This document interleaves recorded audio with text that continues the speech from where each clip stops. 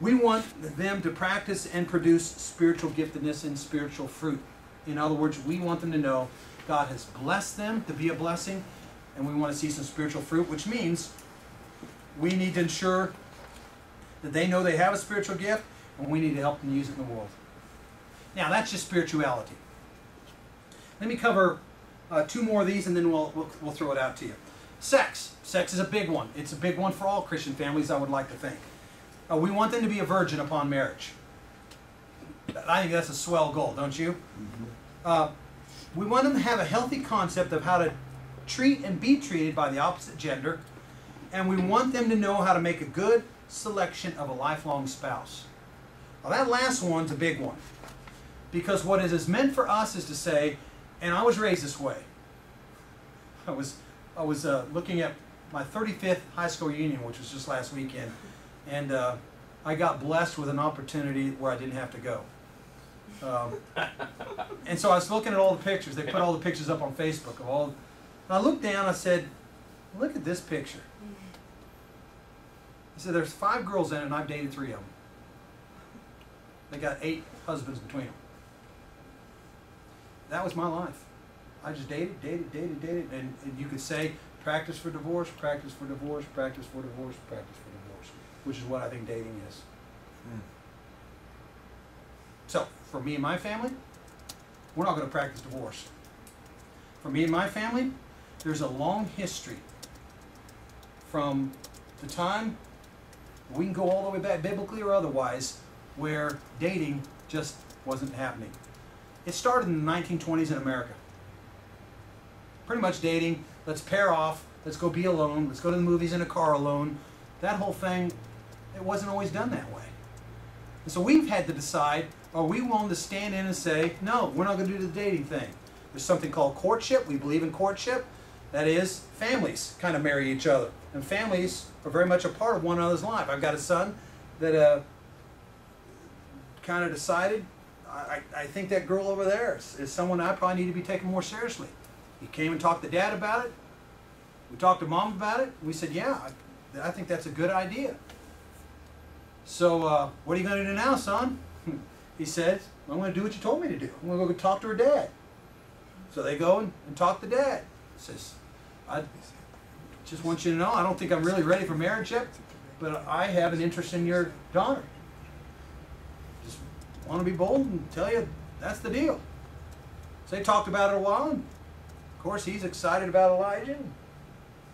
And so there we go. And so now they get together, but pretty much when they get together, other people are around them when they get together. And the families are largely around them when they get together. There's a long continuum of how you do this thing. We don't mind, on the whole, that they would be together without our presence, but some courtship says never together without family presence. I get that. We're not there. We probably won't be there, but I get it. Had a kid that was kind of starting to hone in on my, and by the way, we have no idea where that will end up. They're intending to spend time together for the purpose of marriage. So not fooling one another. We're not dating. We're not playing around with this thing. We're intending for marriage. But they're not going to be sure of it until there's a ring on the finger, right? So, got another one. My daughter had a kid. It was a couple years ago. She was a sophomore, maybe. Sophomore. Had a kid kind of honing in on her. Kid goes to our church. Love the kid. Good kid. Love the family. Good family. He's kind of like one of the family, actually. But I kind of got in on this late. And someone told me, you know, you need to maybe talk to Hannah about that guy. I said, well, maybe I ought to. Okay, I will. So we all went to the abortion clinic together. Me and this kid and my whole family. And he's along with it. He's in the car with me. And I said, everybody out except you. He stayed in. You can tell he's already sweating. I said, hey, I understand you got a little interest in my daughter. He says, yes, sir. I said, when exactly were you going to tell me about this? You can tell my kid's just dying over there. Starting to hyperventilate, sweating. Well, I'm serious. Don't do that. You talk to me first. Now I got a question for you. He says, yes, sir. He says, are you ready to marry her? No. He's junior, maybe in high school. He says, no, sir. I said, then you stay away from her. Now, that's qualified. You and she are going to be together in youth group. You're going to be together around her, and I love that. Get to know her better. That's okay. Because I got to tell you, pal, you're the kind of guy I wouldn't mind having for son-in-law. But you do not touch her. You're never to be alone with her. If you ever want to communicate with her, you can get a hold of me. That's good. So that's where we stood on that deal. Now, I don't get the opportunity to do that with my sons because they're the pursuers, so to speak. I'm Hannah's daddy, and I get to call that shot. So she's versed. You got to go through dad to get to her. This is going to be a real challenge. She's going to go to Asbury next year, and we've got to be on the same page at Asbury. You know, just no one who wants to spend time with you gets to spend time with you. Come through dad first. And you're going to say, man, that's kind of heavy-handed. Okay, so what's your point? That's my girl. And I'm responsible for who she marries. I am responsible. I am her covering.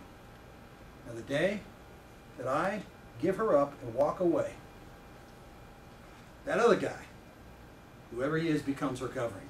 But until that moment, I am her covering. And I intend to take that very seriously indeed. I'm amazed how many Christians have not even given a second thought to dating. They just do it because that's the way the rest of the world does it. Not happening. Not my family. You say, I got a problem with what you do there. Fine, have a problem with it. Write your own list. That's the point here. That's my list. I think it's biblically congruent. I think it makes plenty of sense with Jesus. If you think something makes more sense, put it down on your list. Act how you want to act in front of your kid. If you want them to date, have them date. I think you're crazy, but if that's the way you want your list to look like, go for it. But you've got to have an idea about what you want. And if you're going to wait until she's age 16, you've waited too long to decide on this issue. I think if you're going to do the courtship thing, like I've just described, she probably ought to be very convinced of that by about age 8. To where before she ever hits adolescence, and any boy around her hits adolescence, she knows exactly what's supposed to happen with who approaches her and how they approach her. Goes through dad. So by the way, I told the kid, you don't have to touch her. You go through me. And you're the kind of guy I wouldn't mind having married my daughter. But you know and I know it ain't the time.